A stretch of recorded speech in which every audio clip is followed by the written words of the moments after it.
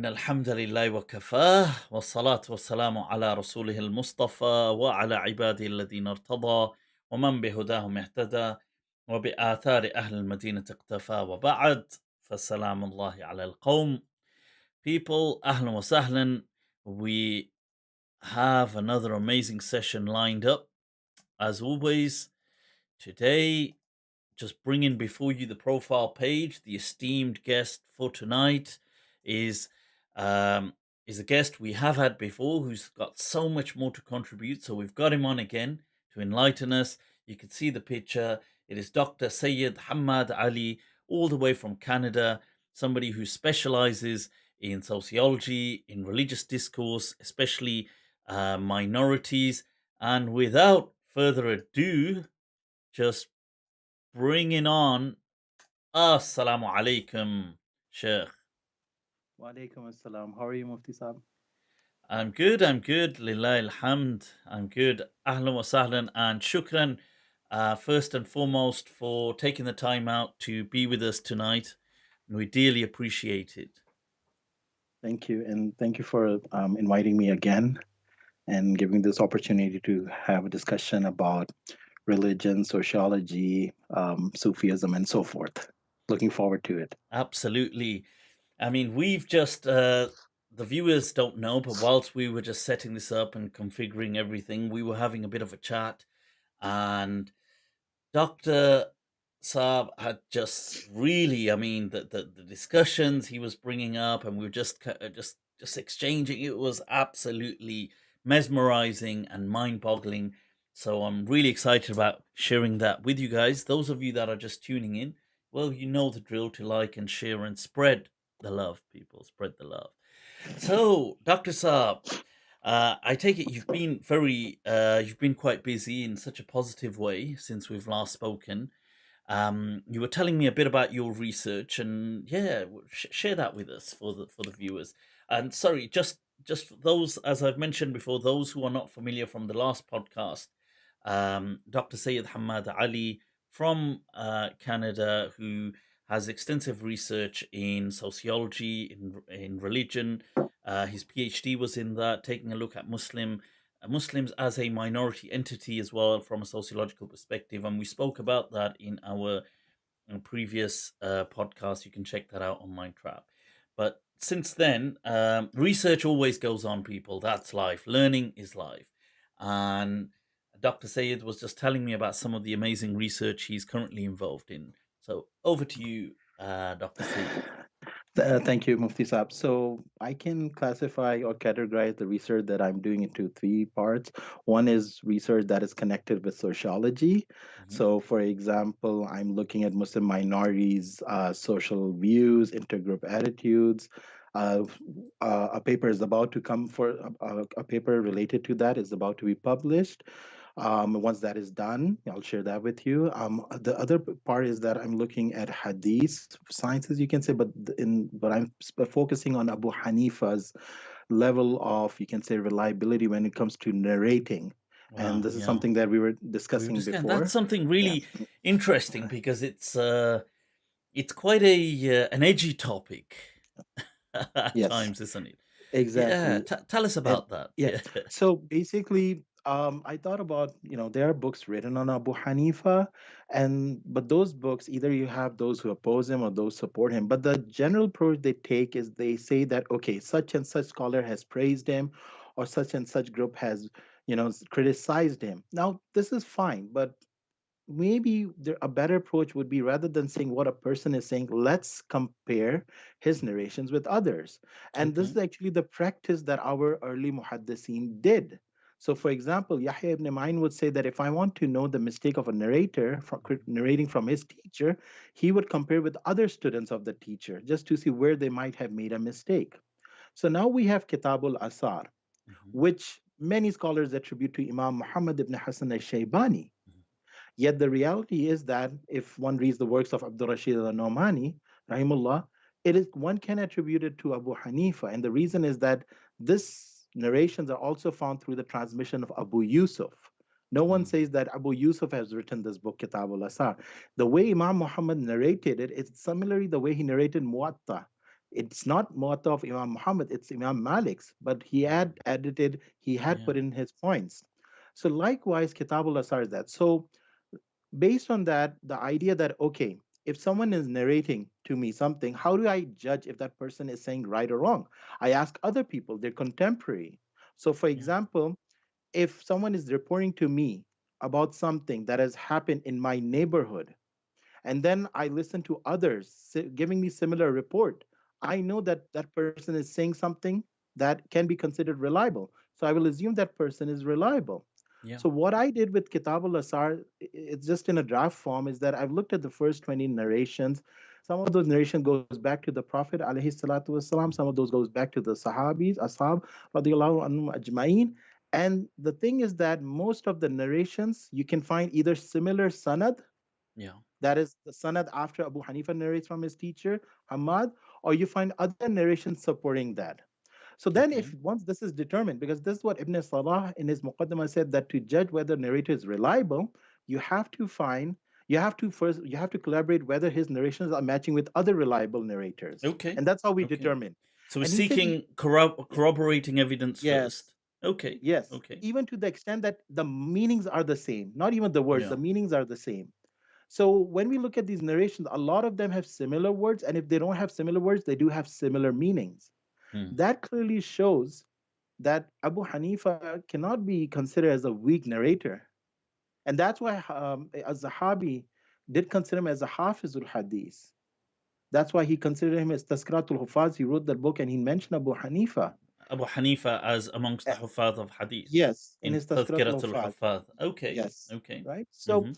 this approach, I believe, is a approach which basically scholars have already taken. I've mentioned the early Muhaddisin, but also scholars like Iftikhar Zaman and Harold Motsky had taken to find out the level, to find out whether the hadith can be considered as a reliable or not, or the narrator. Okay. Now here's the thing: if Abu Hanifa is giving, if there are 20 hadiths of Abu Hanifa, Sure. and 1918 of them are correct, how can Okay. we consider him as a weak narrator? That he is Mm. that there's collaboration, there's supporting evidence, other narrations, other sanads that are saying the same thing. How can then he be Mm. considered as a weak narrator? But then the question comes: why was he considered a weak narrator? Because a lot If of that is them consider him, I mean, amongst them, Nasa'i, I believe, and Dar Qutni, I believe, has some kalam on him, and Imam Ahmad transmits it. And a lot of them seem to be very dismissive of Imam Abu Hanifa as a reliable authority on hadith. So, what are you saying? What are the so, drives behind that? you mentioned Darqutni. He was rahimullah. He was a Shafi scholar, and Hmm. we know the disagreements that existed between many Hanafi and Shafi. And this is something that, what has happened in the past. We don't have to repeat that. We don't have to take sides. That Hmm. God has protected us from criticizing the people of the past, Yeah, but we need to recognize that they were individuals who had ascribed to a certain school of thought, and that does affect an individual.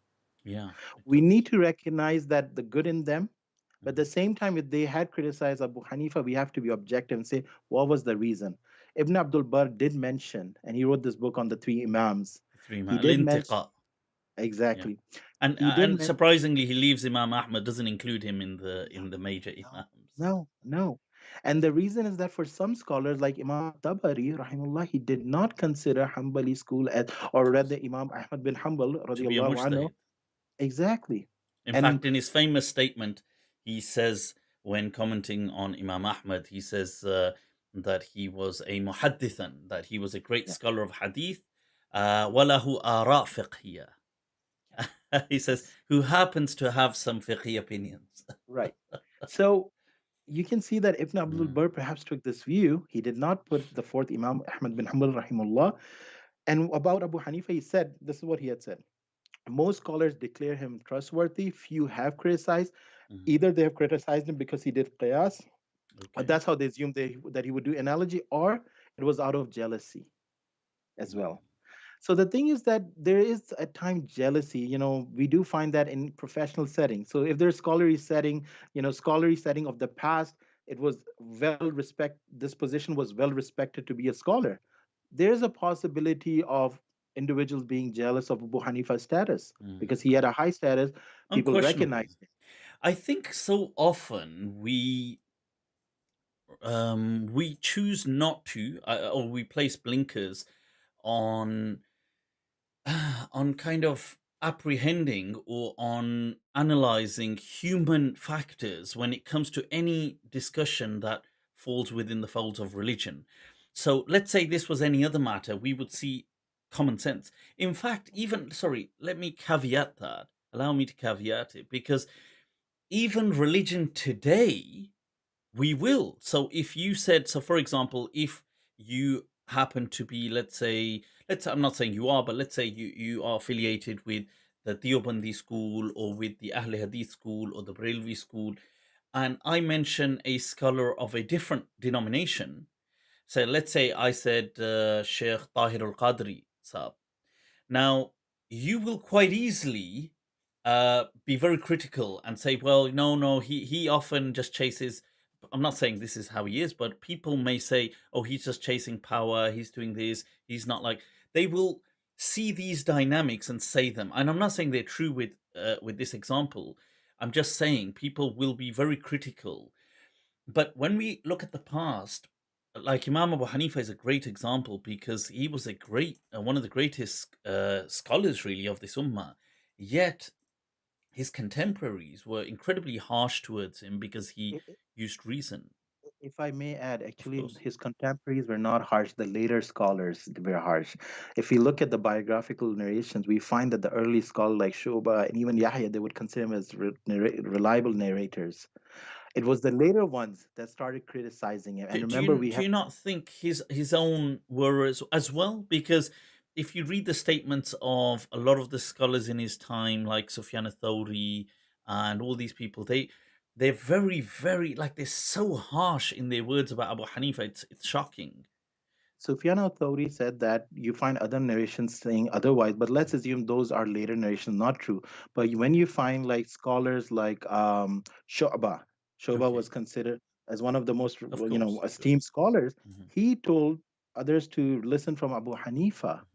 Yahya ibn Ma'in himself said that he is considered trustworthy. This is in Tahzib al-Kamala, for example.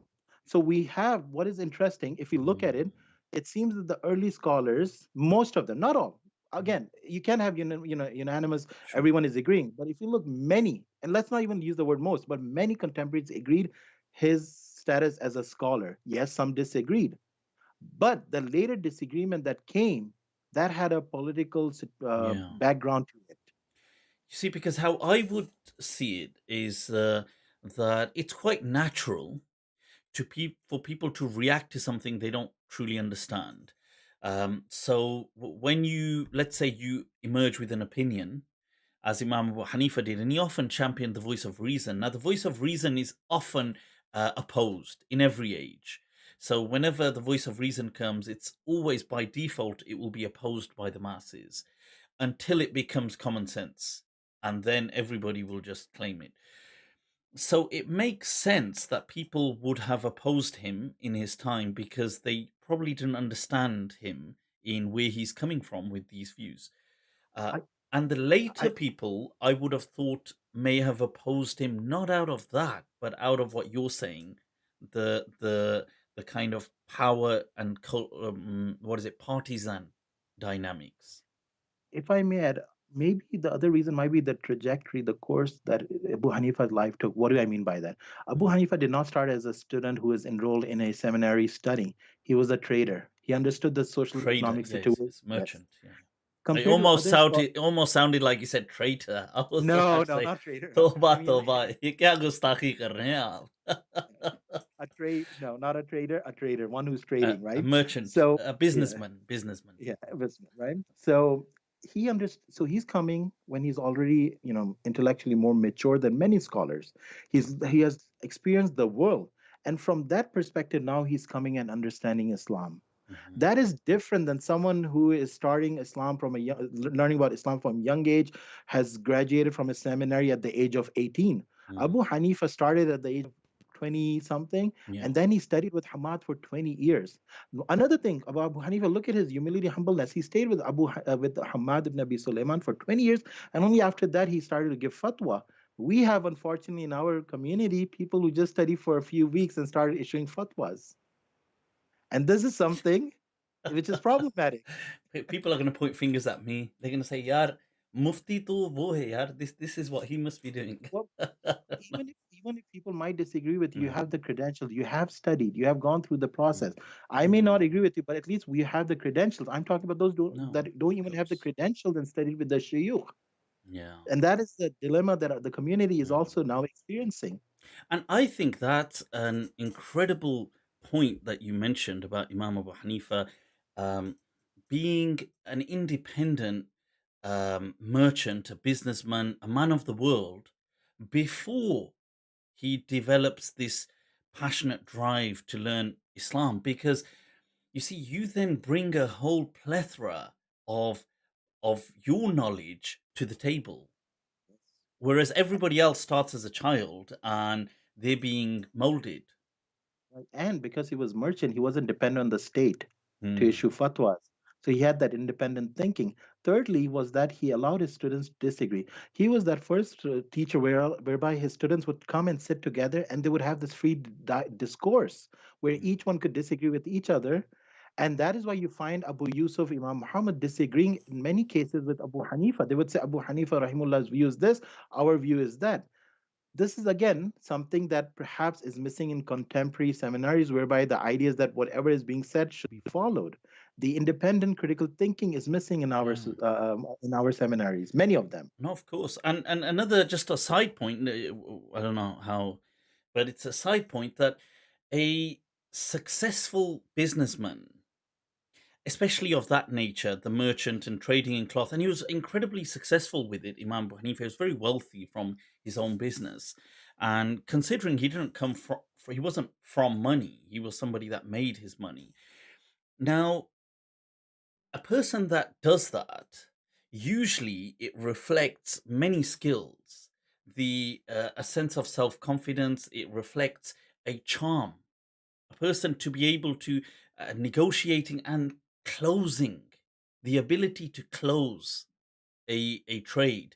That in and of itself is a skill, and you can see some of these pouring out in his analyses. Yeah. Exactly. So a merchant has analytical skills. You Yeah. find that in Abu Hanifa when he looks at narrations, how he's analyzing that. Mm, So he would, that's why Imam Amash would say that you are the doctors, we are the pharmacists, because they would able to understand, like what Imam Amash was trying to say to Abu Hanifa was that a pharmacist is only able to prescribe based on whatever is being written to that person, but the doctor is able to find what the illness is and then give the proper medicine. So mm. what he was trying to say is that Abu Hanifa was able to understand what is the context of the narration. Unlike many muhaddisin who are able to narrate, there were some scholars who did say, for example, that were it not for Imam Malik, we would have been led astray because there was this hadith, there was that narration. We didn't know which one to pick, which one to choose. And Yeah. the thing with Abu Hanifa was that what he did was that he would find the most authentic narration that he knew, but at the same time that was the last practice of the companions. So he Mm. would follow that narration which he felt was the last practice of the companions to give a verdict on any religious So, matter. what would you say to sum up was the so what is it ultimately politics that drew that kind of that massive divergence? What happened? No doubt there's politics because we know the Hanafi scholars became the qazis, they became Yeah. the judges, so there There's a was lot of that. power entwined with the Maliki madhab. Oh, sorry, the Hanafi, the Malikis as well, but the Hanafi madhab. Right. There's a lot, And isn't there? naturally, if someone is in power, they want to maintain their power. So it's not just from Mm. one side, it would be It's from both sides. And to be fair as well, just to add in there, Imam Abu Hanifa himself, he predates that power element, doesn't he? Because he refuses to accept the position. Yes, he refuses to accept a position to that extent that he was put in jail. And the reason he was put in jail, again, there was a political reason for that, because he was supporting the uprising that the Ahlul Bayt were doing against the leaders of that time. Because Mm, Abu Hanifa was close to the Ahlul Bayt. yeah. So those members who did do uprising at that time, This is the uprising of Muhammad Nafsakiya and his yeah, brother Ibrahim, I exactly. believe, in Kufa. Right. So, And also Zad, for example, Zainul Abidin, if I'm not mistaken, oh, he was also, previously, yes, yes, yeah. previously. So based on that, the leader of that time of the Muslim community felt that okay, he wanted to know whether Abu Hanifa is going to be join the present day of the government of that time, or would he not? And so this was like an offer given to see where does his loyalty lie. But Abu Hmm. Hanifa, being an independent person, declined, and some people said that because of that, he was eventually, he was killed. If some have mentioned that, Hmm. wallahu alam bisawab. Yeah, But what because is that is what I've heard as well. And he predates that. He refused to take up the position and become the official supreme judge of the Muslim world. This is in the Abbasid era with Abu Ja'far al-Mansur. And following him, Abu Yusuf does take it up. And then you do start to see that that power dynamic does come in because people, the Hanafi judges would, so Abu Yusuf would only appoint a supreme judge who was upon his madhab and not the Shafi'is for, and there was obviously back and forth in the Shafi'is as well, back and forth, and yeah.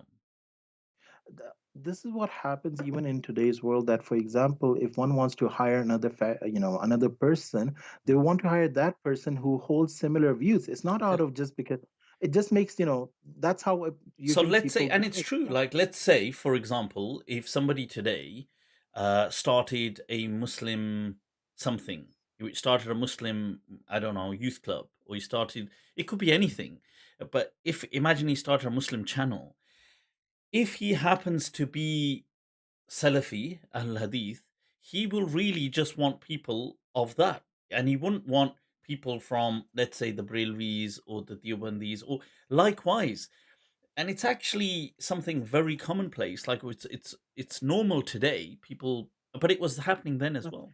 it happens in any institution outside of Muslim community, within Muslim community. What happens, their preference is to have someone who holds similar views. Mm, So for example, if there's an institution like you mentioned, Salafi, they would prefer those because they believe this is the view that is right. So they want to have only those people who they assume believes in their views because they assume that is the only true view. mm, But that's where shifting from Abu Hanifa to Ibn Arabi allows us to understand there's not just one truth, there are multiple truths. mm. And that That is some, yeah, that's a sorry, go ahead. fascinating discussion. Let me, for people, let me just share this with the people as well. That many years ago, when I was studying, actually, I perhaps towards my final years of study, I came across this mas'ala in, it's an usuli principle mas'ala that that هل الحق يتعدد or is it just واحد? That is هل الحق واحد أم يتعدد? So is truth one, or are there multiplicity of truths? And this really, at first the question wasn't a problem because you find all kinds of questions when studying Islam. Can this happen? Can that happen? What really surprised me was the scholars that were taking that view. So you would have, and I know you would have, this is within the Malikiya, you would have people like Abu Bakr ibn al-Arabi, and that's different to Muhyiddin ibn Arabi, but amongst many others saying, well, actually truth is multiple. And this is not the same as saying, oh, when a mujtahid makes a mistake, he gets an ajr. Those people are saying the truth is one, but this person got it wrong and he got it right. This camp is saying something totally different. They're saying, no, truth in and of itself is relative and multiple. And it's quite, and it took me a while to really come to terms with it. Do tell us, Dr. Saab. Unpack that for us, yeah. Yeah. So we have to recognize that truth in itself Mhm, is one, that is the divine, but it manifests itself in multiple ways. In multiple ways, by that I mean that truths at our level, mhm, there are multiple truths.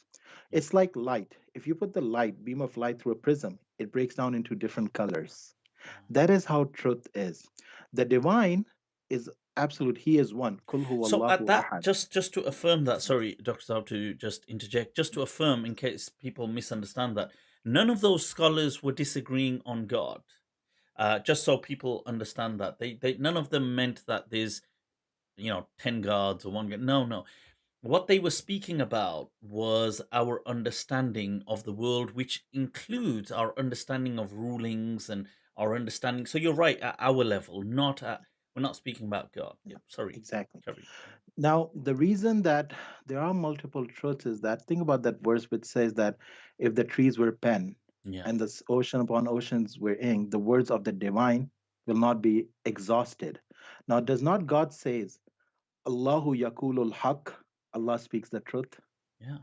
So when he speaks the truth and the words cannot be exhausted, that means they're going to be infinite words of his.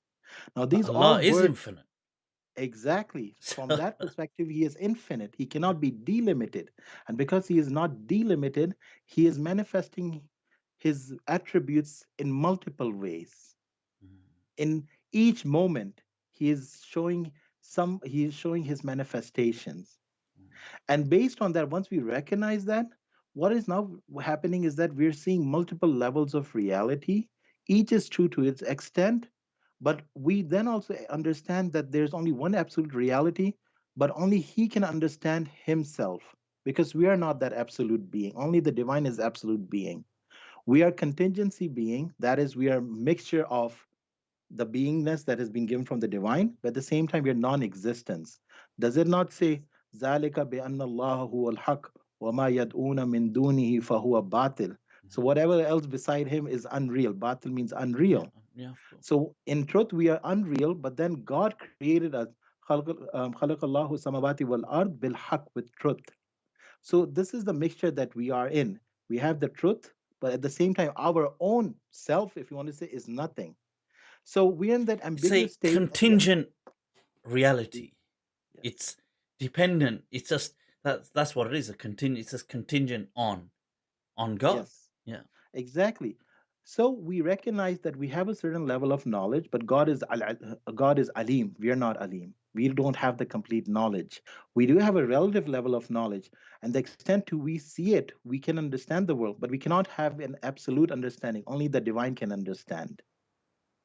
And that is where once we understand this, then we can understand the question, the struggles that a lot of times postmodernism, not postmodernism, sorry, a lot of times when we as living in a postmodern society are experiencing, like for example, we see these differences and we're asking what is right and wrong. No, if we take this Akbarian approach, we recognize there are multiple levels of truth. And what matters is that does it match with what the divine is saying to that extent? In fact, Ibn Arabi goes to that level, is then saying that all interpretations of the Quran is correct so long as it matches the Arabic. And the reason is that God revealed the Quran as You know. Mubin. Lisan Quran Mm. Arabiyun Mubin. This is a beautiful point because, in fact, just today, was it today or yesterday? I Yeah. can't, time is relative, isn't Yeah. it? So, and it doesn't exist according to certain people, and then again, it could be God according to some interpretations. Uh, you see, somebody had sent me a question saying, "Oh, Mufti, your theory or my statement of the Quran superposition with superpositions within the Quran." So I have, for those of you that ain't familiar with it, what I've said and loaning the term from quantum physics, where inherently the subatomic particles, they have an indeterminability about themselves in essence, so they could be where they are in multiple places simultaneously, and that is their actual essence. That's what they do. It's not just, so using that, I brought it and I said that the Quran has a superpositional nature to it, that we read it, and where we are, it gives us a certain meaning. Now we know it has its meaning that people may know, but it may add a certain meaning to our lives depending on where we are who are reading it. And yet you may read it and it enhances you in a different way, and this person in a different way. And this is the superpositional nature of the Quran. Now, somebody said to me, "Oh, Mufti, this what you espouse about superpositions of the Quran, does it not clash with the Quran is a kitabun mubin? It is a clear book." And this was just yesterday, and I said, "No, it doesn't." But the fact you've just said the very same thing, so sorry, do carry on, If I may add with this, is please. that Yes. Ibn Arabi. So, Derrida, he spoke about deconstructivism. Yeah. Basically, they would argue that the text cannot be understood. It's like what the text is saying. It's the person giving the meaning to the text. Hmm. This is what Derrida mentioned. Now, this leads to the issue for many contemporary Muslims that, oh, we can understand the Quran.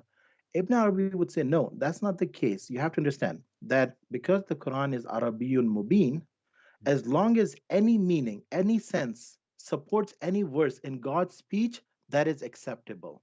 But in addition to that, that is grounded in the idea that that interpretation gives or that interpretation shows, expresses mercy. Yeah. And that is so verses that are giving interpretations are conditioned or connected with mercy. So that is why Ibn Arabi would continuously would say that if you read the Quran and read it again and you're still getting one understanding, then you're not reading the Quran correctly. Let me give you an example. Hmm. Laysa kamislihi shayun. The way we Sure. translate, the way it usually translate, it means there's nothing like him, right? Hmm. This is for Surah 42, verse 11. Laisa kamislihi shayun. However, if we read it in this way, literally, as Ibn Arabi says, it also means there is nothing like his likeness. The word ka, Yeah, which, exactly. It right? that's actually what it does read. Right. Laysa kamithlihi. It doesn't say So, laysa mithlahu, right. So the word ka is basically some which means mufassirin, they'll like. say, right, like. Yeah. But you say, oh, it's emphasizing negation. Okay, find that acceptable from an Arabic perspective language. Hmm. But if we say laysa ka misli shay'un, it means there's nothing like his likeness. What does that entail? Now you have further two more interpretation. One means al insan al kamil is his likeness. Al insan al kamil is his likeness. So in other words, there's nothing in creation that is like al insan al kamil. That is one interpretation. Another interpretation is that everything is the self disclosure of the divine. So in truth, there's nothing that is similar to him except himself. That second one, you have to repeat that second one. Okay, so this is mentioned in the study Let Quran. me take a Laysa, quick yeah. caffeine hit and then hear that. Okay. So, and this has been mentioned, the study Quran. It's the study Quran. I would say is probably the the best, if not one of the. It's one the best, and if one may say it's not the best, it's one of the best in terms of how it is explaining the Quran to the English speakers. So I've in heard that, great things about it. I've heard great things. Yeah. so in that it mentions that when the word here it indicates that all of creation is the self disclosure. It is the likeness of the divine. And so there's nothing in truth in the creation that exists except he himself. He himself is his own likeness. Wow. So, so this is just to give you an That example. is One, incredibly profound. And because if you think about it, in many ways, you see, we don't really exist in many ways. I mean, if you, I know we do exist. I don't mean it depends how you're looking at it. But if you compare finite with infinite, finite doesn't really exist because it's only, and we in some way are therefore like an emergent property. right. If I may add, if we look at it from our own way, Yeah. by through ourselves, we do not exist. That's why we are batil. And there isn't it mentioned Bukhari as well and other Sahih Sitta where Labid poem that there is nothing that exists beside the Yeah. divine. And the Yeah. Prophet Yeah. ﷺ said this is the most true words of a poet, Yeah. Who said? Yeah. Pre-Islam. Yeah. right? What is it? What he said? I "Wa kullu shay'in ma khala Allahi batilu." exactly Yeah. That's the everything point. aside the divine, aside God, Mm. is batil. The word batil means unreal. Yeah. And also there's the hadith, Kana Allahu wa lam yakun shay'un ghayra. Nah. Now, Okay. Yeah. right? And this in Bukhari. Now, kana doesn't mean just was. The kana, as we were talking Yeah. before as well, it indicates, denotes, denotes the idea that it's denoting idea of existence, harf of wujudi. And basically, you have this verse as well, وَكَانَ اللَّهُ عَفُوًّا غَفُورًا. Now, one will not translate it that God was all pardoning. It means God is. Of course, So, time right? is irrelevant. Yeah. Yeah. It's Exactly.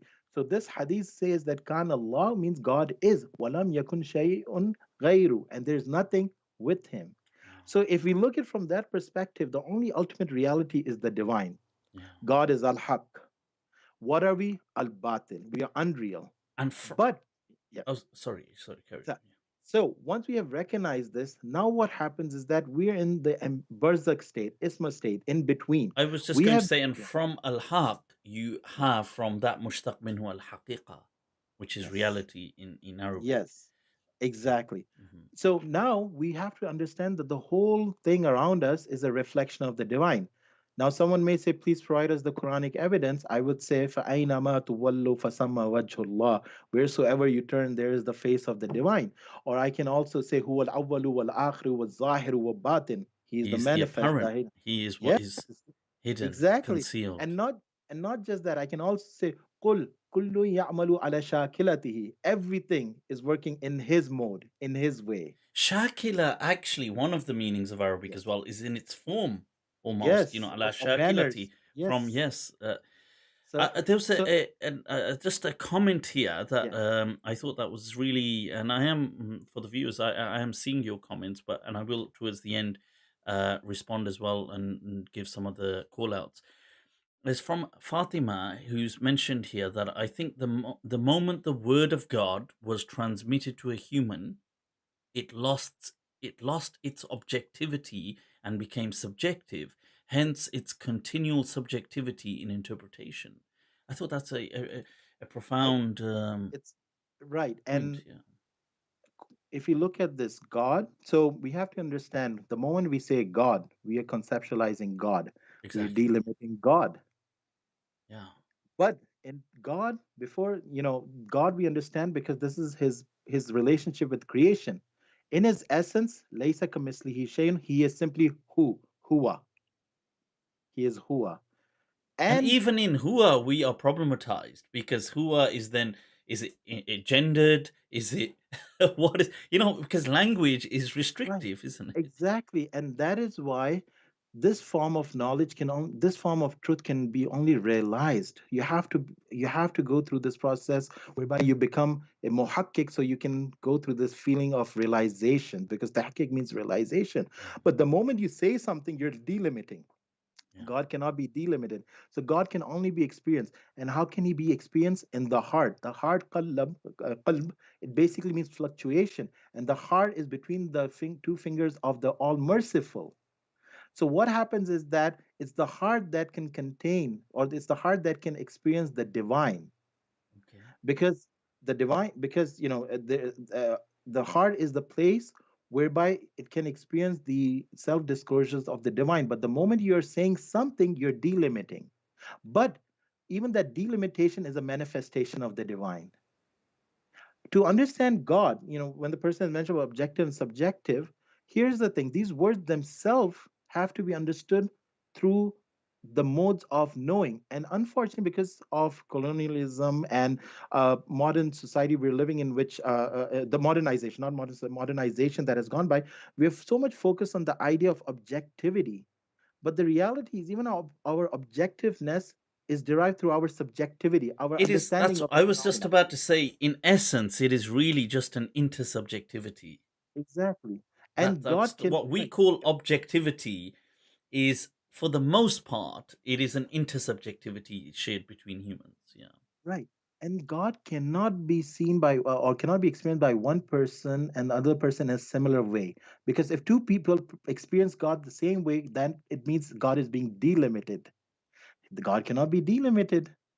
If one person understands God and another person understands God the same way, that means God has been delimited. And we know that kullu yawmin huwa fi shan. Fishan.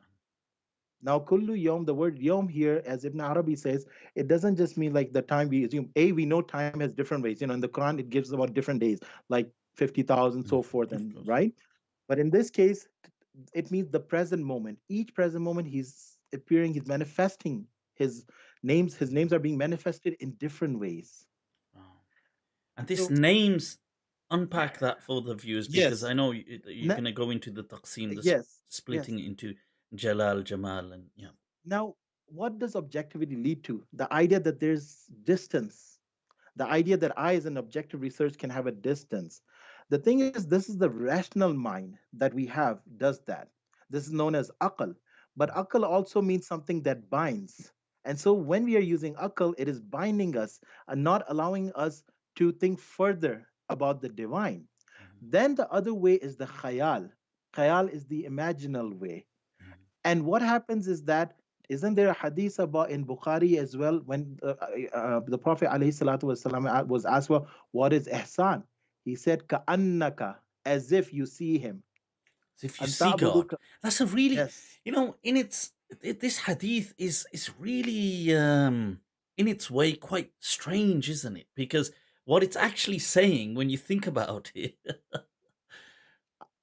If I may add to this, the of thing is course, that, and I'll just read the hadith, it is that anta'budu ka'annaka إنك tara تراه لم fa'innaka in la فإن tara. yeah, no, sorry, Sorry, carry on. right? Yeah, Yeah. فإن لم تكن So تراه فإنه يراك. Yeah. now, first of all, if I take the Akbarian perspective, I don't have to say that you worship the divine. It also means ta'badu. It's the word is derived from abada, which means adore. So you adore your Lord as if you see him. Now, the word ka is an imaginal way, that as if you're seeing him. When you see something, you're imagining it's not that thing. And that is what the divine is. We see his names, but we know that even those names cannot explain his essence. In fact, God Himself is want us to know about His essence. He warns you against Himself, and the Prophet also forbid us to delve into His essence because that is beyond our thinking. Yeah. But the names that are coming now, the names indicate this thing that I've mentioned: transcendence and immanence, tanzi and tashbih. And let me just sorry, I'll take a couple of minutes just to No, explain this no, further. God names, there are 99 names of God. Usually we understood, but there are more. of course. This is Scholars have not an exhaustive. Yeah. right. Hmm. Scholars have classified them in two ways.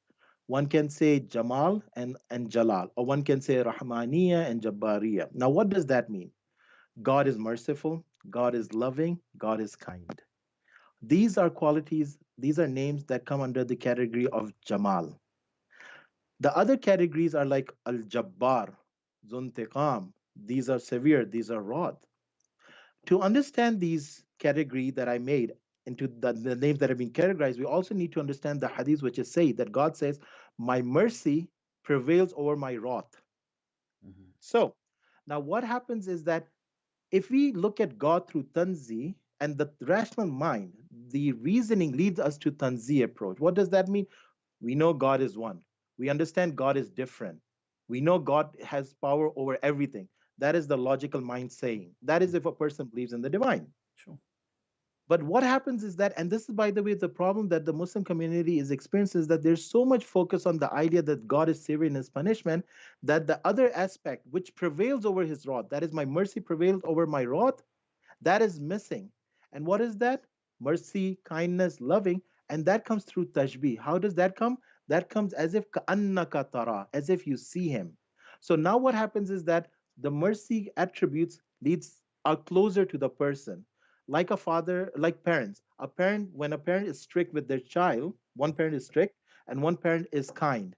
The child, will it go to the parent that is strict or the parent that is kind, that is merciful? It will go to that which is merciful. So the idea of Tawheed is that you need to understand Al-Haq through his names, which are categorized into Jamal and Jalal. Would One, would yeah, it be? Would you say, or would it be okay that to say that these are a binary? Are they? Do you feel that they are antagonistic in nature? they're not antagonistic because all of the names of the divine is what? Al-Asma al-Husna. Mm, All of his names are beautiful, but they have different outcomes. mm, For example, a king who is, who is known for being, who is known for punishing his yeah. subjects, the subjects will stay away.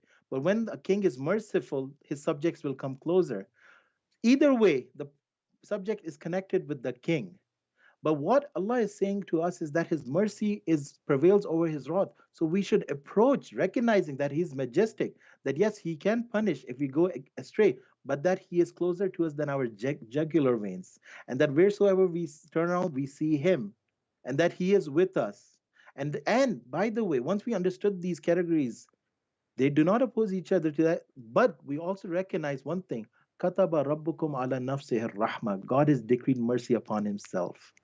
His mercy prevails. His mercy encompasses everything, as in another Quranic verse, and that he has decreed mercy upon himself. So, in truth, even his wrath will express or will exhibit his mercy. Would And that, yeah. No. would you see, are these still our parameters and assessment and the picture we're drawing? Because people would say that this is still man fashioning God in his image as a king that is a benevolent king that is doing, let's say he's strict, but he's almost, as Alan Watts said, a beneficent tyrant. That's the image of God, that he's a tyrant, but he's beneficent. He's kind, so almost like this strict father, as Freud is saying, that people put that father image, project it onto God, who's really strict, but he's also loving. He is not, so we cannot combine both of them as a tyrant who's benevolent. It's not that. Mhm. One can say he is merciful, who punishes according to when the situation demands. He, in his essence, the way we understand, the way he has explained to us is that he has decreed mercy upon himself, though he didn't have to. But So that's he, what I'm saying. Is this not really still all of our journey in arriving at some comprehension, as opposed to, because Allah in essence is laysa kamithli shay, and that's the true asal. And this, is this not man's journey by man, humankind's journey to God, as opposed to the, like, if we can say, the objective right, reality? right. S- Now, when we read that narration, which we had spoken previously as well, al mu'min miratul mu'min. Now, it doesn't just mean that the person is the image of the divine mu'min, Yeah, but yeah. in other words, it can be inversed as well. It can be turned around as well. That, So and when this is a, I know we covered this yes, previously, and but it's a now beautiful narration that, and for those of you that haven't come across it, it mentions al-mu'min mir'atul mu'min, which is the believer is a reflection of the believer, but understood by many, especially mystics, to al-mu'min is also one of the names of God. So that the believer is a reflection of God. But now you're can saying we it not could be turn it around? inverted, Yes, as in yes. it could be. So God is a reflection Yes, of and the, that's why we have some yeah. Qawwali where these poets are saying that whoever wants to see the divine should look at me. So this journey is basically I'm looking at the mirror, and the mirror is showing something about me, and I'm following that. And God is the one who guides me. And remember, there's another hadith: God is the way you assume him to be. So if you think good of him, he is good. But if you think he is Mm. going to punish, he's going to punish. And this But explains a lot of that law of attraction thing as well with people, because it's what people, the hadith that Allah saying that I treat my people as they expect of me, and yes, people, whatever they're putting out there is what's coming back. exactly. So now that's why we should always have husn zan, and we should know that did not God say there's a allazi khala allazi kulla shay'in khalaqa. No, sorry. Allazi ahsana kulla shay'in Shay'in khalaqa. khalaqa, yes. So everything that he has created, the word ahsana is like af'ala. So everything he has made is perfect and good. Now, if I recognize, see, this is how I would see. If I recognize that divine is good because he has said kataba rabbukum ala nafsi rahma, Hmm. and I know that he loves me because it says yuhibbuhum. It says that yuhibbunahu wa yuhibbuhum, that they love him and he loves them, as mentioned in the Quranic verse. Then, and why have we been created? We have been created that the jinn and bashar illa liya'budun. Now, abada doesn't just mean worship, but I can also say it means worship and adore. So I've been created to adore him. He loves me. He has told me that he is good. I was going to Yeah, going to add there that according to several, I believe it's from Ibn Abbas as well, that liya'rifun, that exactly. And it's that they may come to know me. Um, exactly, that's what it means. exactly. Yeah. So, yes, Ibn Abbas says Araf Ya'rifun. And how do we know that? Interestingly, if we think about it, he is Rabbul Alamin, and the word alamin is derived from the word alama. Alama also means traces, marks. So Mm, the whole world is the traces and marks of the divine. yeah. If we see it through the eye of the divine, we can see how the world is a reflection manifestation of the divine. But coming back to this, now once I have recognized that everything is good, and I know that the name that to God belongs the most beautiful names, Lillahi and that al-asma'ul God husna. and God has told me that He has decreed mercy upon Himself, how can I find anything that is bad? And that is why scholars would say that wujud in its essence, in its root, is not bad, it is good. Anything that is bad means it is lacking wujud. There are Wujud, degrees. Yeah, it is. existence. Existence has degrees, it has layers. Okay. So when a person gets closer to the divine, they're showing more light. And God is Nuru Samawati wal Ard. Light is connected with wujud in Islamic philosophy. It is, yeah, So did yeah. that's why the Prophet ﷺ would say, Allahumma jalni nura, oh God, make Yeah. me light. It's an Now, amazing hadith that is. For those of you that have that Allah, that the Prophet in a dua, he says, place light in front of me, behind me, on my sides, around me, envelop me in light, and make me waj'alni nuran. Make me right, light. right. And secondly, the hadith that says that the heart of the believers is between the two fingers of the All Merciful. So whichever way the heart moves, Yeah. yes, there might be bala, there might be tribulation, but beneath the tribulation is only mercy because it is between the two fingers of the merciful. God moves the heart of the believers, the hearts of people, and the hadith says the two fingers of the of the merciful. It doesn't say Rabb, it says Rahman. And that's what Ibn Arabi says, that any situation you are in truth, you Yeah. might not be able to perceive it. It's a expression. It's an expression, display of divine mercy. But you, Why do you feel, Mhm.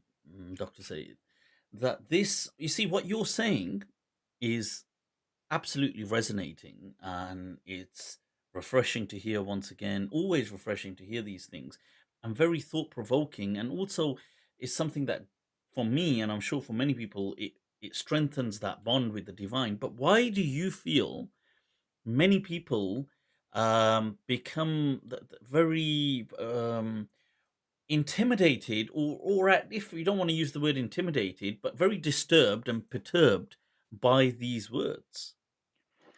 a unfortunately, we the Because you form would of agree Islam. that there's many people that would find what you're saying disturbing. Um, To that, I would say that so far as you've seen, I've quoted the Quran and Hadith. I have been literal, and that's what Ibn Arabi would say. He was a hyper literalist. He would follow the words of the Quran and the Hadith. I have done that. But in Arabic, as you know, each word has multiple meanings. You cannot negate that. The word is the form, of the course. meanings are the spirit. Yeah. So you have Mm. multiple ways of understanding. Having said that, there's a reason. We have been taught, and here's the important thing, this hadith where I was referring to about ihsan. Look, we have three levels in this hadith: Islam, Iman, and ihsan. In contemporary Islamic discourse, there has been too much focus, at least in the Sunni world, in terms of fiqh. And fiqh is related to Islam. What is Islam? Mhm. The five pillars. So Yeah. we have a lot of discussion. Those who have studied in madrasa, they know they have studied fiqh book. How many times they've Yeah. studied the same thing over and over Exactly. through different books, right? We Exactly. have Iman, that is through Kalam. Missing is Ihsan, and Ihsan is connected with Sufism. And we have some notion that Sufism is against Quranic text, but that's not the case. The thing is that they look at it from a deeper level. The deeper you go, the more meanings you get. I'll give you an example. Sure. Nafasul Rahman, the Nafasul Rahman, that is the breath of the merciful. Mhm. This wording that Ibn Arabi used, it is found in hadith that the Prophet ﷺ says that he finds Nafasur Rahman, the breath of the merciful, from Yemen. There's a Okay. hadith. Wow. Yeah. Okay. I've not actually come across that. Wow. So this Okay. is in Tabrani. This is in Tabrani al-Mujmal al-Kabir, and this is in Musnad, and the narrators are Sahih. I mean, if you speak Sure. from a Sure. Sunni perspective, right? Yeah. Yeah. But my point is, one can argue that no, this is not what the meaning. This is not the meaning of the hadith, but they are finding evidence to the Quran and hadith, and that is something we have to recognize that because of modern education and many, the Muslim world, they're pious, many of them, majority of people, they pray, but they've been trained in the idea that there's only one Islam, and they Hmm. think that the Quran can be read simply through a tarjuma, a translation, that's enough. No, the reality is that the more you read into words, you find multiple meanings. Even if you look at the word alameen, Rabbul Alameen, we translate it as what? Simply as Lord of the creation. But the word alameen, I was just saying, it means traces, it means marks. If you go deeper into that, it gives you another idea as to what it means. Or take this example that I said, Laysa kamisli shayun. There were three interpretations given for that, staying within the Quranic text. So this is the problem that we fear, as if Sufism is alien to Islam. No, Sufism is part of Islam. Sharia, it means the way to the well. But the Of thing course. is, it is Sufism that allows you to drink from that well. You cannot taste that well, the water, unless you have gone through that inward Would journey. when you see when you're saying, because people may ask, Sufism, is it always hand in hand with this? Because you see, to me, I call this the path. But I don't. I see an overlap, like the Venn diagram, with elements of, let's say, Tasawwuf and Sufism. But to me, they're not necessarily always the same, because I feel that even Sufism, for a huge part, has become institutionalized and become all about powers and groups and sectarianism. And it's not, to me, a lot of it is no longer about this. And many of these people predate this kind of tasawwuf, turuq, and all of this stuff. Any idea, any perspective eventually is institutionalized Mhm. through its followers. And you'll find within the followers sincere and those who Yeah, find that, you know what, these thoughts can help us prosper economically. Take the example of what has happened to any religion. yeah, You have preachers of all religions whereby they are using religions as a mean for economic benefits. yeah. Either they're an advisory to an institution, or they are doing things that our previous scholars didn't. No one is saying it's wrong. No one should doubt their intention. But one of the byproducts of this is that it improves one's economic situation. If, for example, someone is advisor to an Islamic bank, Hmm. they are earning a lot. Hmm. They're giving, justifying Islamic banking, but and they may have good intention, but no one can deny that they're gaining from that. Of Now when course. people find that when people find that there are those who may not have sincere intention, but then they're using religion as a form of moving forward in society, Mm. and No, that true. becomes a problem. It is. Yeah, yeah. No, of course, of course. This, you see, this thing of people reading scripture, reading the Quran, taking a personal meaning, or even many of these things we've been discussing, some people may say, well, you see, the problem with that is if you allow, the doors of interpretation to be open, يتسع على الراقع, that's the مثل, the proverb, Arabic proverb says, it's gonna become chaos. So some person will say, no, this verse means this verse means this. Um, what a how would you what would you say to something like that? The words of God cannot be limited. That means the meanings will be infinite. We have to recognize that, but at the same time it has to be conditioned with mercy. Mm, The problem is we forget the concept of mercy, whether it's in Sharia, whether it's in interpretation, or in our daily life. yeah. Mercy prevails over everything because mercy encompasses everything. And God has introduced us about Himself. He has introduced us that He is the merciful. So Exactly. interpretations have to align with mercy. And that's why Ibn Arabi, he would, give views that were more inclined with providing mercy, easiness Mhm. for people, it's except for few issues. But the thing is that we need to do that when we're giving interpretation. We need to provide those views that facilitate people's situation, not that makes difficult. In fact, God Himself says He wants ease for us. So that's number one. Number two is that if there are multiple interpretations that will be emerging, which is fine, but then what do you do, which the Sahabas did when they felt that there are multiple ways of reciting the Quran. When they felt that this would disconnect, or this would disintegrate the community, they came up with one harf. They agreed to that. Mhm. So when it comes to this issue, those in position can then declare that such positions are only going to be followed that provide the most benefit to the society. You see, because if what I when I've been asked these kind of questions, you see, what I've said is there's a difference in trying to extract ahkam, rulings from the Quran. This is not something that everybody can necessarily do. That's just like with anything in life. Not everybody will be a legally inclined to understanding jurisprudence and how, what are the technical side. But the verses of ahkam, and I don't mean you can take obviously meaning from every verse, and you should from the Quran, but the verses of ahkam are anything between 150 to 500, let's say, going with the traditional view. That's still, the Quran is 6,200 plus verses. So the bulk of the Quran is not about rulings. It's not about trying to say, well, if a person is trading, he should do this. This is how he should write debts. This is how testimonies should be done. This is divorce. These are a small portion. So the vast majority of the Quran is about meaning, which is personal.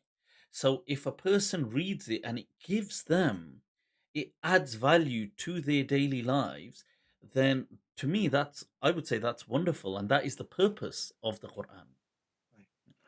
With that, I would say is that for Muslims, the Islamic law is part, but it is not the only part which has been focused so much by today many, one can say Islamist, if one may use this term, that the focus is only on Sharia. Number one. Number two is that the way they have shown Islamic law, it seems to be an harsh legal system. That's not the case.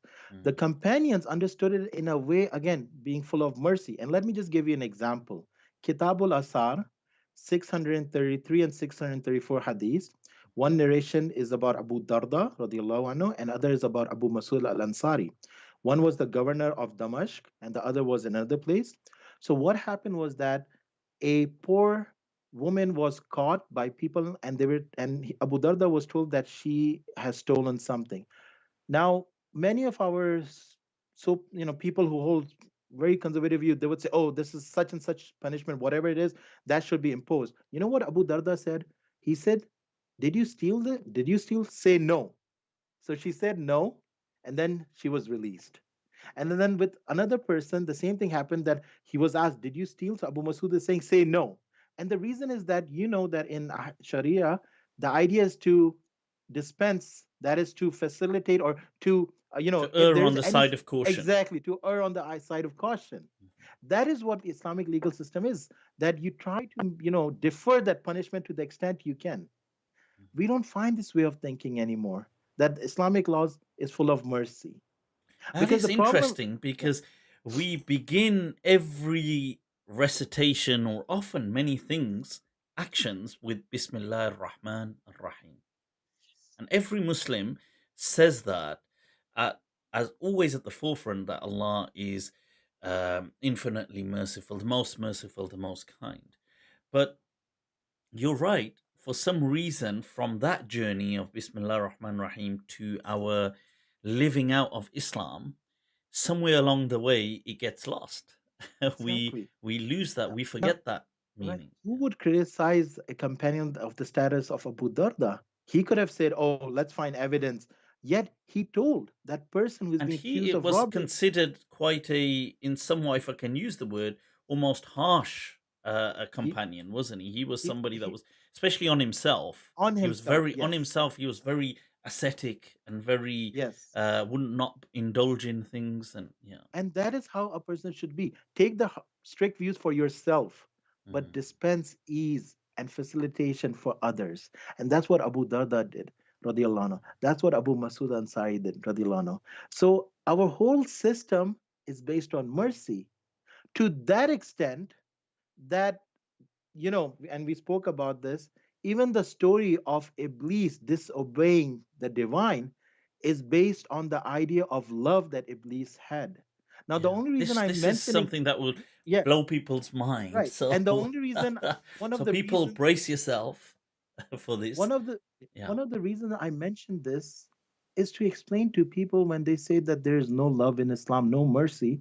I'm trying to show that these discourses have existed. People do embrace them. Now, the only reason is that if you have not read, not as in you, Mufti Abu Layth, but those who have not read and criticized Islam, it shows their lack of knowledge. I'm not saying this is the right view. I'm simply showing what are the discourses yeah. that existed in among Muslim scholars. Mhm. Sorry, go ahead. No, no, and so from that example, is this from Ain al Qudat al Hamdani? Yes, please. I mean, do. Do tell us. This you'll find very interesting, people. Right. So Ain al-Qudat, rahimullah, was not just some ordinary scholar. He was well known for having learned all the knowledge or sciences of his time. He was crucified or burned at the age of 33 because people assume that his views were against the normative views. But the thing is that again we have to recognize that normative views are intersubjective that a general community holds. It doesn't mean it is the truth. And And he's just for so people know he's around the 5th century, so yeah, late 400s, going into the early 500s, and then right. is executed. That 33 is an interesting number. I don't know if that's relevant here. Is that also not the age of Jesus? But yeah. And interestingly, if I'm not mistaken, Sarvardi, he was also martyred at the age of 30 or something like that, along this number. Mm. So Sarwardi is the one who came up with the Hikmatul Ishraq, the idea of the notion of light. He was using light as connecting it with the being, but that's for another discussion maybe. But let's focus on this topic, Okay, on well, this that issue. sounds very fascinating as well. But well, yeah, we'll So now here's the thing: we need to understand that all these scholars are not some those scholars have just studied over the weekend. They have spent their time reading Islamic texts. So we need to first recognize that. sure, We need to show that humbleness of because course, sometimes we are like, oh, did they not read this such and such Quranic verse? I would say they knew this Quranic verse, but they understood it in multiple ways.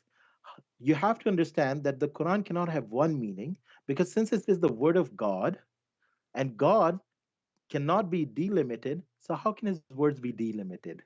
How can his words be limited, in other words? yeah. They will have multiple layers. Okay, so having said that, now what happens is that Iblis story is, for many scholars, it's an example of a lover. Wow. It's an Okay, because this is example. going to come as Yeah. a huge, it's going to be cognitive dissonance for many people. This.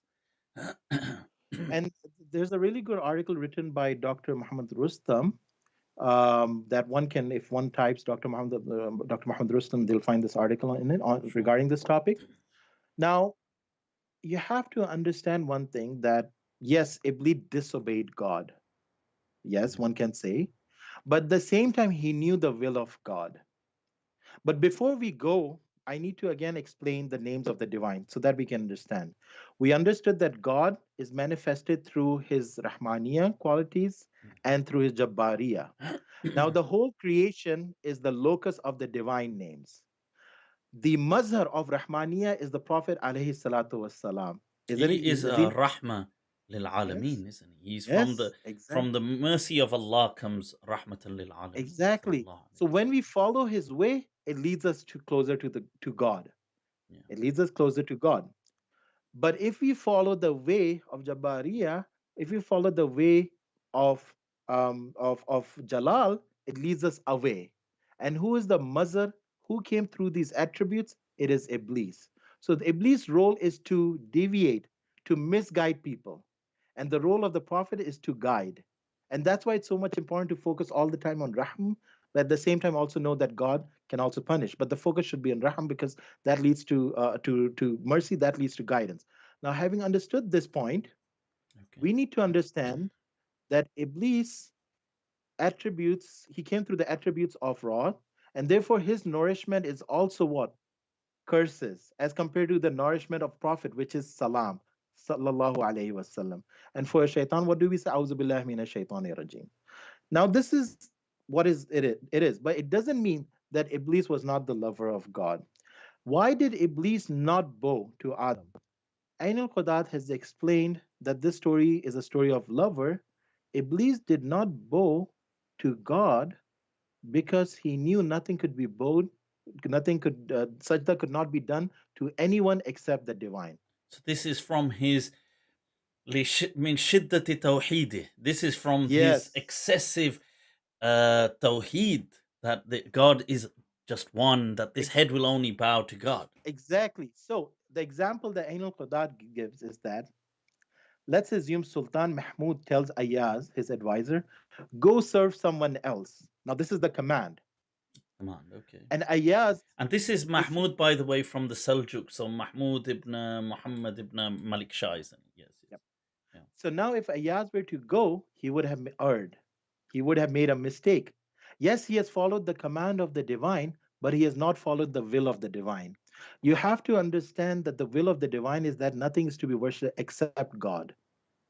But because Iblis went against the command, he had to be punished for that. But his punishment is in relation to his constituent. He is made of fire. So his at the end, remember, like Ibn Arabi says, azab, if you look at it, it's connected with azab, With which means sweetness, sweetness. sweetness, With arzuba, sweetness. yeah. Exactly. So at the end, everything will be covered with mercy. So even those who are will be punished in hellfire, eventually that hellfire will be converted into bliss for them. It's So interesting speaking about etymologies because what's argued is the word Iblis is from the Greek word, which is from diablo, the diablis. The same thing. They say that this is where the Arabic origin of Iblis comes from, linking with diablo. Yeah, but sorry, now yeah, carry on. so now what happens is that Iblis knew that he's disobeying God. Yeah. But the reason he did was out of his love for the divine. And he was willing to be punished for that. And this shows that he was not a self lover. What does it mean? I love my parents because they're my parents. And because now they're getting aged, they're elderly people, I want to take care of them. I don't think about others, for example. And then why am I doing that? Because they're my parents. So that's self love. Iblis did not care whether he did not focus on God being merciful or wrathful. He simply loved God for who he is. And he was willing to suffer the consequences because he felt this is an honor for him. And in truth, That's this definitely a different take. That's a very, mind you, this take is to some extent quite common. Maybe not the love, excessive love, but this thing of him being so immersed in Tawheed is quite common in the subcontinent. Because I do remember somebody here said as well that they heard this since they were child. I did hear some of these kind of reflections of this story as well whilst growing up. I have to say I have heard it. It is quite common in the narrative. that is why like you have like Abul Qasim Gurgani, who used to refer to him as Khwaja Ye Khwaja Gan, master of masters. What they're Yeah. trying to show that he was a Jawan a chevalier who loved the divine without his own Javan self. Mard. Jawan Mars. Exactly. Which So means like a but they're using it more in a chivalrous, like chivalry yeah, way, yeah, like so not in the way we would use it in contemporary way. yeah. We This use is it because contemporary to firstly, mean like no, like more about being virulent and yeah.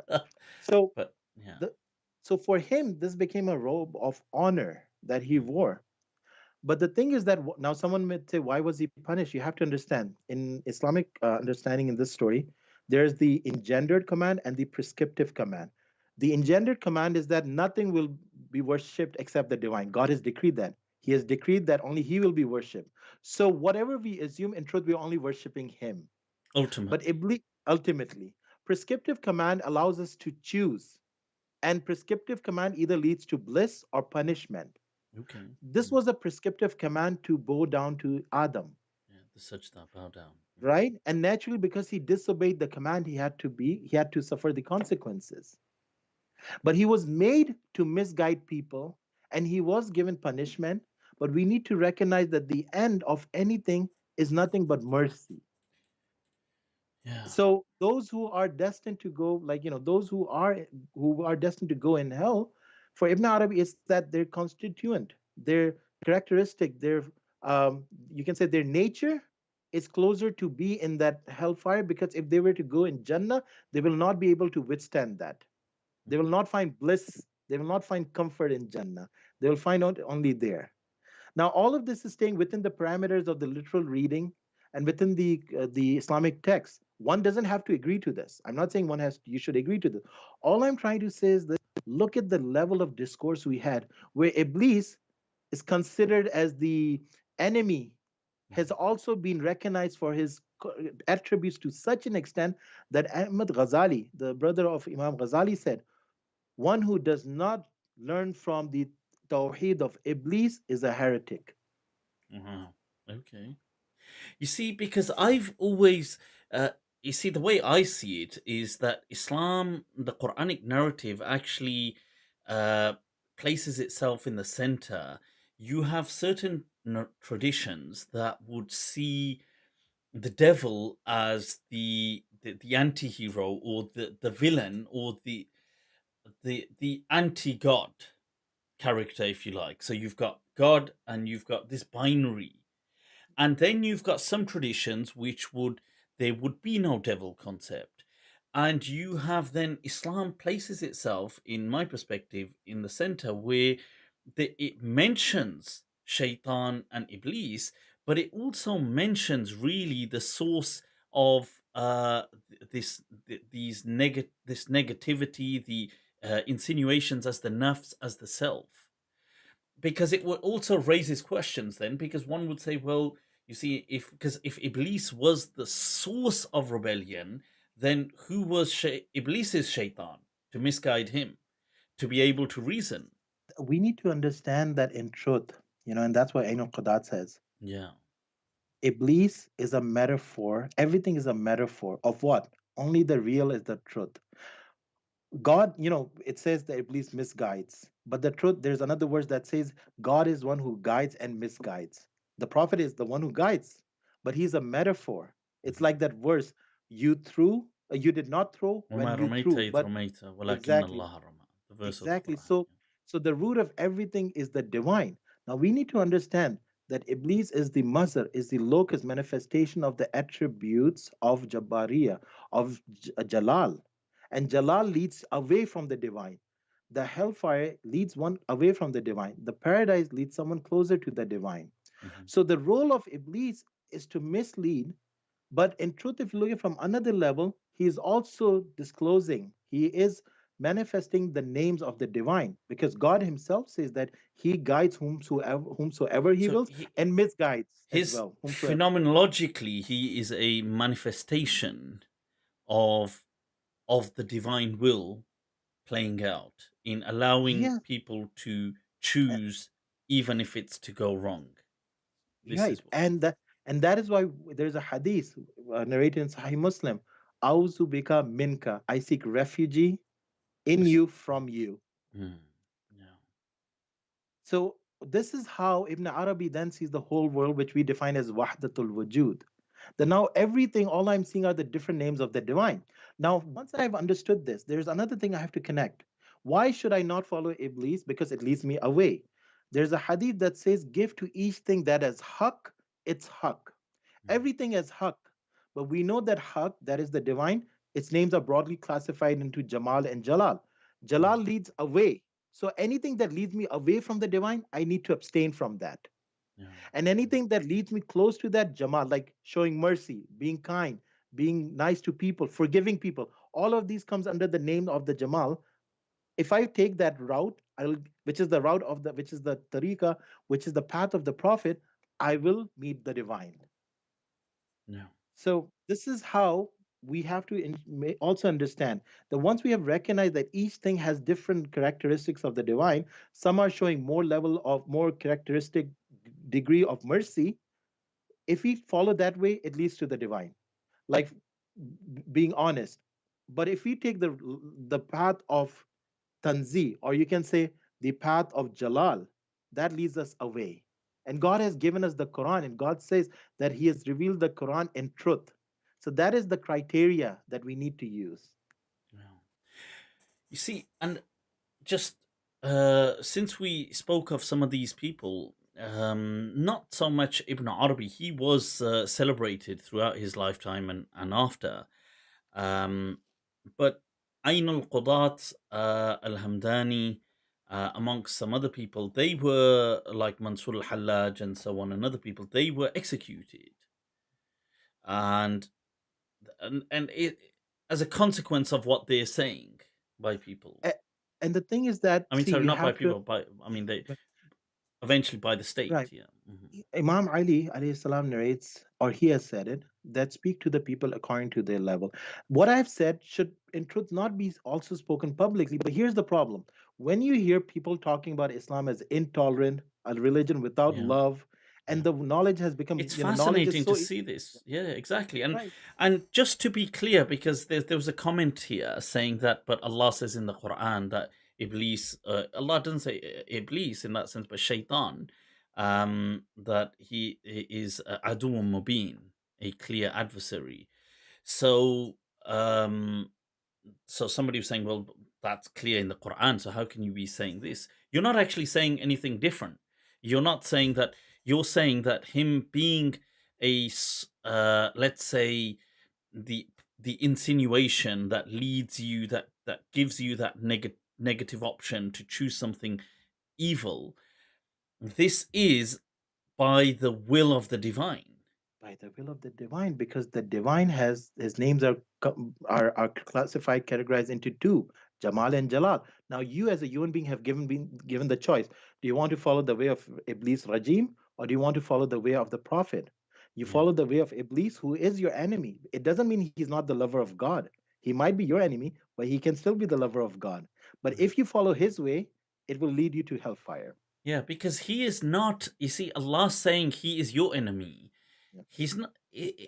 It's not like, you see. It's not God versus the devil in Islam. God doesn't verse the devil.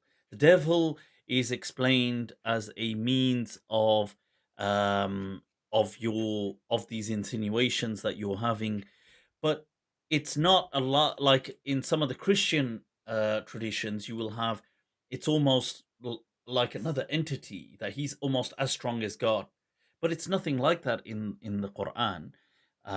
Although Allah is saying that, beware, these are the khutuwat of shaitan, these are the steps of Yes, shaitan, this is the way of shaitan, these are the tricks of the shaitan, the deception of the devil.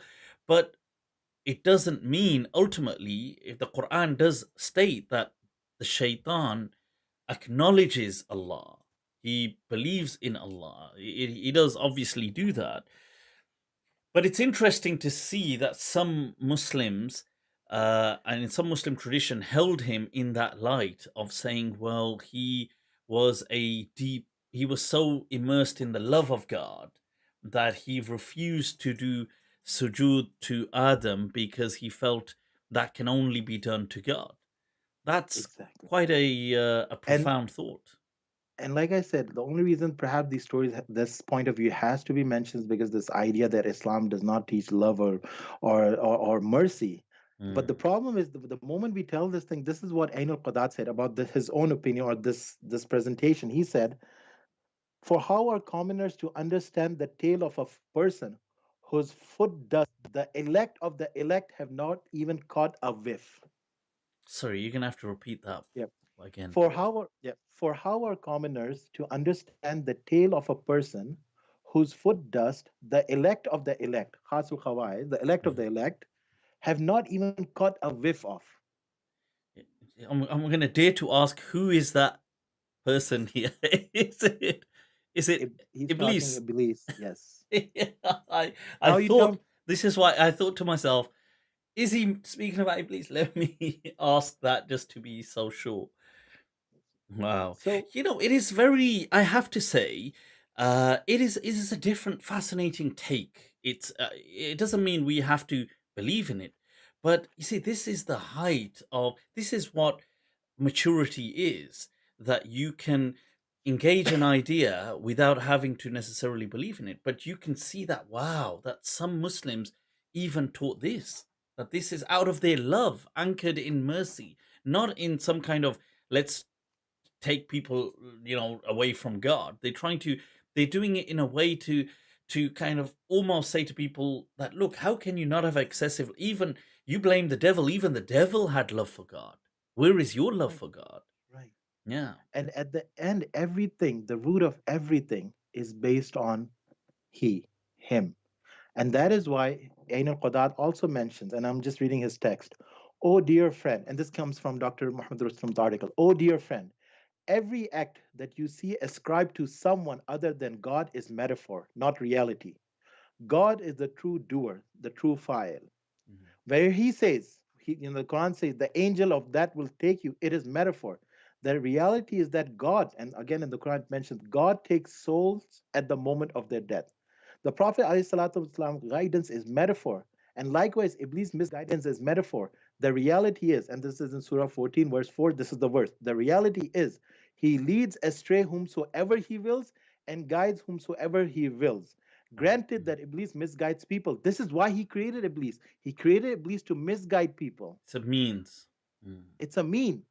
But at the end, if you look at carefully, there is nothing except the manifestation of the divine. And because God has mentioned kataba rabbukum ala nafsihi rahma, all you see is nothing but good. And the Quran clearly says, Allazi ahsana kulla shayin khalaqa. So everything he has created, every moment is nothing but good. The problem is we are not able to see it from that level. It does require, I mean, this really, faith is a journey of a lifetime, isn't it? And in which a person will really, they will set on this sojourn of life, and in trying to arrive at God, and they do, but the understanding continues to deepen as they keep moving and continues to bring more flavor.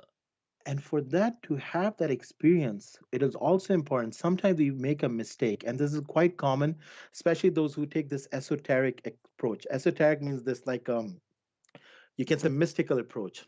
Mhm. What happens with this mystical approach is that they forget the rational approach. And those who take too much of a rational approach, they forget this mystical. Let me explain this further. Ibn Arabi says, look, the Quran is both the Quran and Furqan. Quran, qara'at means jama, to Yeah. combine, to bind. And Furqan means faraqa, to separate, etymological root Wow. meanings. Wow. So he says, Wow. read the Quran with both eyes. Read the Quran through Furqan, but also through Quran. So we need to see the world through the perspective of imaginal, which is khayal. When we see that, we understand the connection between the divine and the creation. فَأَيْنَمَا تُوَلُّوا فَسَمَّهُ وَجْهُ اللَّهِ. We understand that. We understand God is merciful from our way. But then we also need to use the rational mind that is لَيْسَ كَمِثْلِهِ شَيْءٌ. Because if we don't do that, both ways, if we just look at it with one eye, we will be misled. Yeah. And that is where we need to follow this approach. Follow both modes of knowledge, use them both to understand the divine. Yeah. And it's, in some ways, it's like saying that, look, to people who may be confused by, let's say, who listening to you may be uncertain about certain things, and uh, uh, let's take anything. Let's take us. You look at from a physics perspective. As you start to reduce us, you look at us. We are matter, which is reduced to an atomically.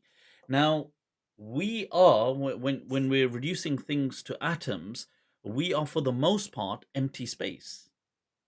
Because if you blew up an atom, they say that at its core would be, if you had it as large as the solar system. At its core, the nucleus, at its core, it would be like just a park on Earth or something like that. It would be so. For the most part, atoms are empty space. Now we know that as a fact in physics, but yet we can't believe it, because everything, because it doesn't make sense to us. How can we be empty space? But we Now, are. so so Mufti Sahib, look at this. We've spoken about this. Like, let's, my water bottle. Mhm. One level of reality is that it's blue color, Yeah, but then it's made of atoms structured in a certain way. So that's another level of reality. yeah, Again, you can see the multiple truths to how we yeah. see the Because the world. blue doesn't actually exist, and So the space from a physics perspective doesn't really exist. It's what is made in between. so everything is showing the Yeah, complexity. It is yeah, showing, displaying, manifesting the divine name. yeah. Allah is that comprehensive name that combines all names, all contradictions, and everything. Wow. So, and the word Allah itself, the more we get to know God, the more we know Laisa kamisli shayun. Yeah, at the same time, everything is reflecting Him, but everything is nothing like Him as well. So we're in the stage of He, not he. And this is indicated from the word which we spoke before. Allah is derived from ilahi, which doesn't just mean God, but it also means perplexed, perplexion, being perplexed. So Wow. Okay. that is yeah. So this is one of the root meanings Yeah, as yeah, well. you're right, actually. Wow. So Yeah. what happens is that the more I understand divine, it's like I know I cannot say more, because the more I say about him, the less Mm. I'm talking the And truth, I think because this I'm limited. is the beauty of Islam, that it is for everyone. So there will be many people who they just need Islam at a very simple reductionist level, and it is there for them, and it's wonderful and it works. And there's people who need it at a very legalistic, juristic level, and it's there for them, and it's wonderful. And then there's people who will go into it with a bit more reason, and it's there. And then there's people who will deep dive into the depths of this ocean, trying to seek out pearls, and it is there for them, and it will show them a different reality. And this is, I feel that the really, if one could say, the miracle of this tradition, which is not found in many other traditions in that way. Yeah. I would agree with you, because that is what this tradition teaches us. It teaches us that, look, you have to recognize your position. Your position is a state of ambiguity. It doesn't mean you don't know the truth, but even that truth, it is delimited, and therefore it is not the absolute truth. Yeah. The absolute truth only the divine knows. Look at How our could we know the absolute? It's almost it's bewildering, because you think our world is constrained by words. Words are limited. It is constrained by our own intellectual capacity, which is limited by the brain. It is restricted to our experience, which is limited. How could we exactly. know anything that is outside? Can you, if I ask people to think outside of space, that's impossible. You cannot think out. If you think outside of space, you just think of something outside. You think of space in another space. You can't. The human mind cannot think outside of space. And if I may add to this point, now once we take this approach, Mhm. we'll call it whatever, mysticism, Sufism, whatever one wants to label, The path, the the path, path, exactly. as as I call it. Yeah. Yeah. The reality is that you cannot escape the manifestation of the divine names. Whatever you think, whatever you perceive, it is nothing but God's names being manifested. Yeah. You can doubt God, you can blame Yeah. God, but it's simply the manifestation of his divine names. Yeah. And so now what happens is that you are seeing only wajud, wahdatul wajud and wajib, and that wajibul wajud. You're just seeing wajud, The ground of being, or the what ground of being. Allah, as Exactly, Tillich would say, the exactly, ground of being. But exactly. yeah. So now with that sense, what happens? Let's say I'm reading something and I'm getting doubts of the divine. I read something. Once I have this way of thinking, I know, oh, this is just a manifestation, or this is a reflection of the divine. Mhm. It allows me to perceive that in this is also khair. Wow. Any suffering I'm having, I know in this is also khair. Why? Because, like, I have a son, I have two kids, and when they ask me some things, I tell them, look, you're not at this age where you can understand. When you grow older, you'll understand. But they know that because I'm their father and I care about them, they will trust me. Now, because I have trusted God, and I know that God loves me because He has said that, and I know that He has created me to adore Him, and I put my faith in Him, I will eventually know the answers. I may not know the answers right now, but all I know is that he has said that he is good, therefore I can only see good. Someone may say that people die. Yes, that is horrible. That is bad. But the only But reason I is can, yeah, sure. You see, death. I can understand when people say death is, let's say it was a tragic death, so the pain element is bad. But death in and of itself, why does it have to be bad? And ex- it may be it's sad from, because we're no longer in this game from this perspective. So, oh my god, the person's gone, and that's sad. But it could it could also equally be seen as an amazing, incredible phenomenon. Obviously, just because we can't grasp it, because we think, well, And I really, I do think, the words of Mike Tyson when he said in his interview, he said that I've had all of these things in life and I didn't really deserve them, and life's been amazing. If life has been this amazing, how incredible do you think death will be? And you wouldn't expect someone like him to say these words, but yeah. Sorry for And interrupting you. I was just saying that, but yeah. right, death is a metaphor of wujud changing from one state to another. Wow. So There's a poem as well, ke "Maut kya hai ini ajza ka pareshan hona." exactly. Yeah, yeah. That he says, "What is death except these elements, kind of, um, Withering away. yeah, I suppose, or yeah, yeah, yeah, dissipating, kind of just, yeah, pareshan hona." So once we recognize that, this way allows us to see nothing but good, truly. Now, the reason we say something is bad, yes, bad exists, but the reason is that there's gradation of wujud. So the closer you are to wujud, the more goodness you have. The only pure good is God, wajib al wujud. The further away you go, you will feel darkness. So, for example, when a person gets angry, lies, that person feels bad from inside. They feel something Yeah, intrinsically not right. The reason is that it's going away from wajud, but that the recognition of feeling bad itself is a sign of goodness. And conscience, a person's, exact, exactly. If we are able to say something is bad, it is in relation to another. So, for example, in university, we have grades A plus, A, B, B plus. All are passing grades, but B plus and C are the lowest grades compared to A plus. So, the gradation of being is that way that it has the highest level, the maqam, the awliya have, and then we have lower levels. So, if we say something is good in relation to other, because their gradation, yeah. their intensity of a degree of wujud is higher and stronger than another level. Yeah. But then So somebody could say, well, wronging others is wrong. How do you see in that the manifestation or the of the divine? How do you, so in right, dhulm, for example, yeah, oppression and right, things like right.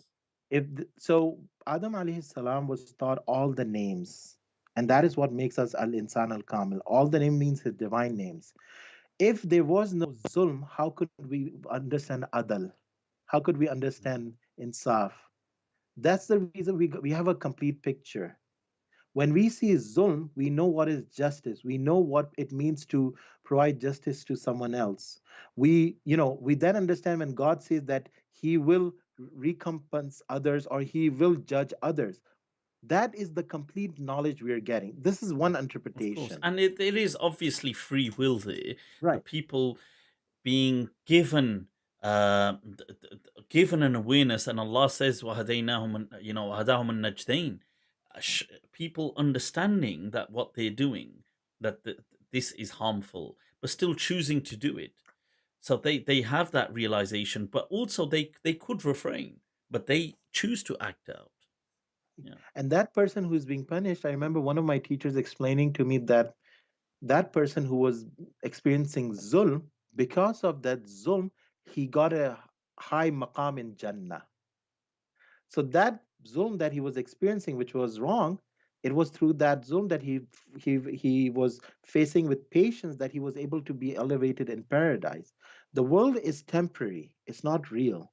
The Jannah paradise is more real, and yeah. it's forever. This So this is one this way of world is understanding. but a just a it is but an illusion, although a very convincing one. It is an illusion if seen, it is an illusion, Maya, Yeah. if seen from itself. But if seen through the names of the divine, it has reality. Mm. It has reality to the extent that the divine gives its beingness, its wujud. Wow, that is beautiful. I have to say, wow, that is something. Wow, Sheikh, Doctor, I have to say, shukran. This has just been. It's one of those conversations that really and I know we were speaking about this before as well, and it's going on, and you just can't get enough of deep, um grounded but also enthralling conversations. And shukran once again, much love for that. I would You know what? We have to get you again. I want to, inshallah, discuss, because there's quite a few other topics as well that I think are incredibly important. And people did mention quite a, there were quite a few things in the comments as well about some of the books, and especially the path to If Sufism. if Yeah, I may yeah, add, of course, recently of I've course. been reading this book by Dr. Mukhtar Ali. The name is Philosophical Sufism: An Introduction to the School of Ibn Arabi. I would suggest read this. This is a wonderful book, Philosophical. amazing book. Now think about this, Mufti Saab. This is so sad that think about it. We list, our in the past, people would, in Spain, for example, Andalus, people would show off their books. They would, when people would come to the house, they would show their books. Yeah. The Muslim world, unfortunately, it seems, are not focused in towards reading. There's lack of reading, unfortunately, right? And Uh, everyone I is think gaining that's their, everywhere now, unfortunately. But you're right. and Yeah. you have to recognize knowledge cannot just come through listening to my video, for example. It has to be You have to supplemented. It has to, invest. exactly. Mm, So this book, which is Philosophical Sufism by Mukhtar Ali, wonderful book. But before that, I would say one should read William Shiddick's Ibn Arabi, Here to the Prophets, Heir, Here to the Prophets. That is the introductory book. Then you read this, and always you have to recognize one thing: when you're taking this path, recognize you have limited knowledge. You yeah. cannot show pride, and seek guidance from the divine. And remember, the Uh, divine is a merciful host. You knock on the door, the first time, he will open the door. You don't have to wait for too long. Allah. The caravan is one of mercy, and it is one that always welcomes people, as taught by the Prophet sallallahu alaihi wasallam, that you must always welcome people and never scare them away. And nobody has the right really to turn away from this door, because it is the door to God. It doesn't belong to any one of us. People, it's been absolutely amazing. Very quickly, I will just some of the super chats that were said. Sami, much love. We have already discussed Laysa Kamithli Shay. It was at the beginning of today's discussion. So if when you do go back and play it back, we did cover in the different meanings and different interpretations to that. Gold Global Shukran, much love for your support. And Azarati. There was Salam from AM from Dallas, Texas, sharing his love, and Icy Saracen. People, much love, all of you. I will share Dr. Sayed's contact as well as in the what we shared previously on. I will put it on the in the description if people want to make contact. I don't know if you have mentioned my Skype ID that we're just using right now for this. Would you want to share that or? Sure. Yeah, this one, that the one I'm using it right now, correct? The Okay, Skype one? sure. Yeah. Okay, and I'll check what, because I have, when we did the last podcast, I did share some contact details in the description, so I will replicate That them as well. that might not be correct anymore Oh, because is it not? yeah, I Okay. think so. Yeah. This one is So this one. okay, okay, I'll do that as instructed by the doctor himself. I'll share the Skype ID if you want to get in touch. Nora Parish, shukran and much love for the super chat, saying thank you, Dr. Syed Hammad, for this education. Thank you as always, Mufti, for bringing us the best Islamic content on YouTube. Shukran. I really cherish this opportunity, because you see, to me, this is not, I'm not interested in trying to convince people of a particular way. And I'm not saying that we have to, every idea we come across, we have to adopt it, or we have to alter our ways to. What I'm saying is just engage an idea, let it be different, and just think of, don't be reactionary, be, understand that this is from the vast turath of Islam, this is from the legacy of Islam. Even if you find yourself not at ease with it, you can think, well, okay, and you can put it aside. You don't have to If believe. I may add, Of Mufti course, of Saab, course. this religion is a religion of love and mercy. Whoever says it's not, whoever misleads and says that it's full of just punishments, that is not proper Islam. The Yeah. Prophet was rahmatul lil alameen. Rahmatullah sallallahu alaihi And wasallam. Absolutely. This Quran that we have been given is ishq nama. is the love letters that the divine has given us. If we read it properly, we will find love and truth. But if we read it with our own understanding, we will be deviated. So, just one thing I just Yeah, wanted to mention because people is connect absolutely. Islam.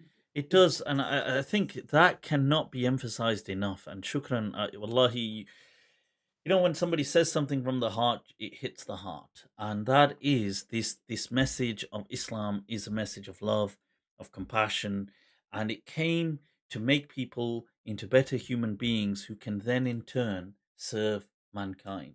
It did not come to make people kings or to make people rule over mankind. It came to serve mankind, and that was rahmatan lil alameen, beginning with the Messenger of Allah sallallahu alaihi wasallam. I hope people really do find inspiration in these words. People, it's been amazing. Um, Once again, Dr. Sayed, shukran. I'd like to thank you for taking the time out and sharing these words and meanings with us, and people for tuning in. As always, I'll put up the exit page, which does have it will remind you YouTube, all the things. If you haven't already liked and subscribed, then people, what on earth are you waiting for? So get over there, like, subscribe, click the notifications. And if you haven't, or if you also, there is, for those of you that are interested, there always is Patreon as well. You can become a part of that. People, take very good care of yourselves. Wassalamullahi alaikum, and good evening wherever you are. Okay, salam.